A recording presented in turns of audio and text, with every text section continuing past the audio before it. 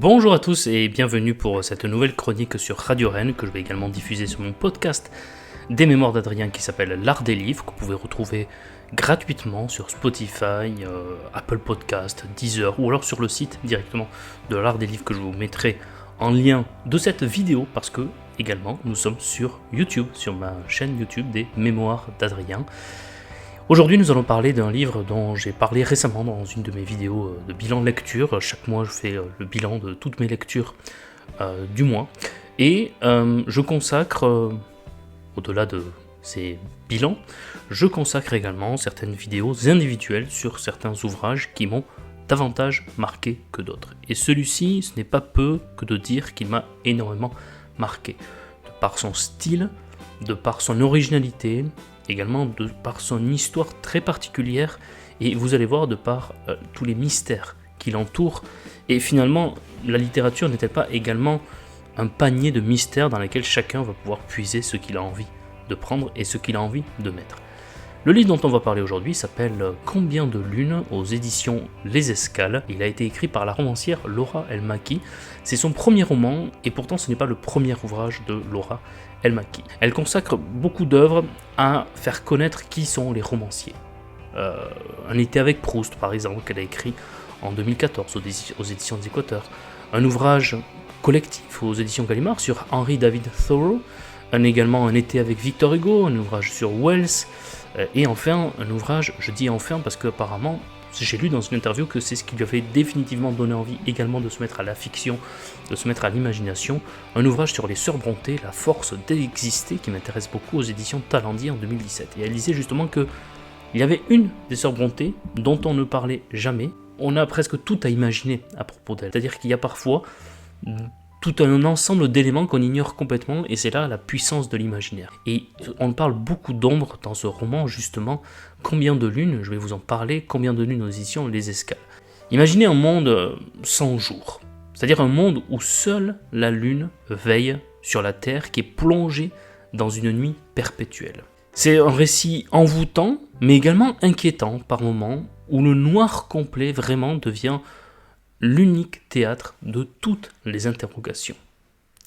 C'est un village tout à fait banal, on ne le dit pas vraiment où c'est, on ne le dit pas vraiment quand est-ce que c'est. J'ai l'habitude de dire, et vous verrez je pense typiquement, et c'est ce qui fait également l'universalité de ce roman, j'ai l'habitude de dire que dans ce genre de village, on vit parce qu'il faut vivre. On n'a pas forcément envie de faire les choses, mais les gens ont tout le temps fait comme ça depuis des siècles, ça se fait comme ça. Il n'y a pas besoin d'essayer même de comprendre pourquoi, c'est comme ça. La fameuse réponse, c'est comme ça. Et ces fameux villages, c'est comme ça, il en existe beaucoup en France, dans toutes les régions, dans tous les départements. On est précisément dans ce genre de village. Alors, on va suivre plusieurs personnages, précisément à peu près 4, qui ont tous des particularités, qui ont tous des personnalités différentes, atypiques, qui ont vécu des choses vraiment tout à fait importantes dans leur passé, mais peu de choses nous est dit sur leur apparence physique. Et ça, c'est très important, j'y reviendrai. Et dans ce village, tout bascule le jour où... tout bascule le jour où le jour disparaît. L'obscurité s'installe, totale, définitive, et avec elle, les repères qui vacillent. C'est-à-dire qu'on voit que les personnages sont de plus en plus perdus, n'ont plus de repères avec l'absence de jour. Imaginez, alors je sais qu'il y a certains endroits de la Terre où, en fonction des saisons, soit c'est une absence de nuit complète, soit c'est une absence de jour, mais là on est dans un village en France où on n'a pas l'habitude. Moi je me souviens quand j'étais jeune, il y avait eu un enfant, je crois que c'était en 99, je me souviens plus, j'étais très jeune, où il y avait eu une éclipse totale en plein jour pendant quelques minutes, on nous avait dit ça ne reviendra pas avant des siècles. Et effectivement, ce n'est jamais revenu depuis. Je me souviens même qu'avec le journal local, le Sud-Ouest, on nous avait mis pour toute la famille des lunettes qui nous permettraient d'assister, de voir l'éclipse. Bref, là, il faut imaginer que c'est une éclipse totale pendant des heures, pendant des jours. On ne sait plus vraiment où est-ce qu'on est, qu'est-ce qu'on fait, quelle heure il est. Vous sortez dehors pendant des heures, vous n'avez plus l'évolution du soleil pour vous dire à peu près quelle heure il est. Car comment se reconnaître même ? Comment identifier l'autre quand plus personne, quand rien, aucune lumière ne vient en dessiner les contours. Et donc, c'est la raison pour laquelle elle ne donne pas de description physique des personnages, parce qu'on n'en a pas besoin, parce que pendant tout le reste du roman, en fait, le noir ne pouvant se décrire, Laura El Maki fait le choix extraordinaire, génial. Là, vraiment, on a un choix génial d'écrivaine. Et c'est génial quand, dans la littérature, comme ça, vous tombez sur un roman dans lequel l'écrivaine impose un style, a fait un choix audacieux et l'assume jusqu'au bout. Aucune description des personnages. Ne pouvant décrire le noir, elle ne décrit pas ses personnages. Et c'est cette manière, inversement, qui permet de décrire le noir. C'est génial. Mais, justement, un peu comme, vous savez, lorsque certaines personnes ont un sens en moins, que ce soit l'ouïe, la vue, ils développent bien plus leur sens, les autres.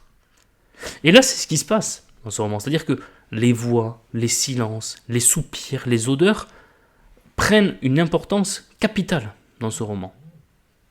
Il explore la manière dont le bouleversement de la Lune remet en cause les certitudes profondes de tous ses habitants. Mais les questions se multiplient pour tous les habitants, en fait. Qui est-ce que nous étions vraiment ? Qu'est-ce qui restera de nous ? Est-ce qu'un jour, la nuit disparaîtra ? Un jour, le jour, justement, reviendra ? Et surtout, une question qui se pose, qu'est-ce qu'on va devenir ? Qu'est-ce qui va rester de nous ? Quel est l'héritage qu'on va laisser ? Mais qu'est-ce qu'on va devenir ? Et tout ça, inspiré par l'obscurité. Je trouve ça extraordinaire. Et après, il se passe des choses, assez peu quand même, parce que le roman est court, 120 pages, mais suffisant pour installer cette obscurité, et suffisant pour installer toutes ces thématiques et cette profondeur. Ça se lit même pas en une soirée. Et à la fin, vous espérez quand même que le lendemain matin, lorsque vous allez vous réveiller, le jour va bien se lever. Vous commencez à même prendre peur vous-même de cette disparition du jour. Et il y a autre chose dans ce roman, c'est cette femme installée en marge du village. L'un des personnages, Jocelyn, va être persuadé que c'est cette femme qui est la cause de tous les maux, de l'absence de jour. Il va essayer de convaincre les autres d'aller la traquer, d'aller la chasser, voire même l'éliminer pour que le jour revienne. Et ce qui m'a frappé également dans ce roman, dans Combien de lunes, c'est la manière dont Laura El Maki utilise l'absence de lumière comme un miroir. La nuit devient une métaphore de l'inconnu, une métaphore même de l'introspection. L'homme est dépossédé de ses repères visuels et il est contraint de regarder en lui-même. C'est l'absence d'apparence qui fait qu'il est obligé d'inspecter son moi profond. Et cette métaphore de l'individu, de l'inconnu, elle est encore plus marquée par le fait que le roman fourmille comme ça de métaphores, de figures de style absolument géniales. Laura El Maki joue avec ses personnages de la même manière qu'elle joue avec la langue française. Les figures de style sont vraiment comme les autres sens, comme la vue disparaît, puisque c'est tout noir, l'ouïe, l'odorat va se développer, les repères presque littéraires, l'absence de description, le français courant va s'effacer un peu derrière des figures de style qui vont rythmer ce texte. Et ça, je trouve ça extraordinaire également comme choix de la romancière Laura El Maki. Et le titre, Combien de lunes ? C'est étonnant comme titre, parce que il n'y en a qu'une de lune. Mais la lune, elle est unique. Et pourtant, elle devient le seul repère, mais aussi une obsession. Donc, combien de lunes, ça pourrait peut-être signifier une tentative de mesurer le temps dans un monde désormais sans jour. Une unité de mesure subjective, changeante, personnelle. Mais la lune, c'est aussi un symbole d'illusion, de mystère, de féminité. Et cette femme étrange qui habite près du village, est-ce qu'elle ne serait pas elle-même une lune ? Une présence insaisissable qui effraie, mais qui attire à la fois. En tout cas, c'est mon interprétation, mes différentes interprétations potentielles de ce titre vraiment extraordinaire, de ce roman très déroutant lorsque vous l'avez lu. Vous êtes aussi dérouté, presque capeuré, que fasciné par ce que vous venez de lire. Vous avez vécu une véritable expérience littéraire. Qui aujourd'hui peut venir me dire, les yeux dans les yeux, qu'il peut vivre comme ça aussi souvent des expériences littéraires de la sorte qu'avec Combien de lunes ? Assez peu finalement. Et moi-même, assez peu. Ça nous plonge vraiment dans un huis clos nocturne fascinant, c'est très court, mais en même temps c'est vraiment très intense. L'absence de lumière qui empêche l'illusion des apparences. Et c'est finalement l'essence même des personnages qui se révèlent. Et on se pose vraiment une question avec ce texte hypnotique, j'ai envie de dire. Comment peut-on survivre ? Comment peut-on percevoir le monde avec finalement ce qui apparaît comme étant une disparition de soi, une disparition des sensations, une disparition de certaines perceptions. Peut-être un dernier conseil, un roman à lire dans le noir avec une petite bougie, ou alors avec la seule lueur de la lune. Et là, je vous invite à essayer de compter le nombre de lunes qui apparaîtront au fur et à mesure de la nuit.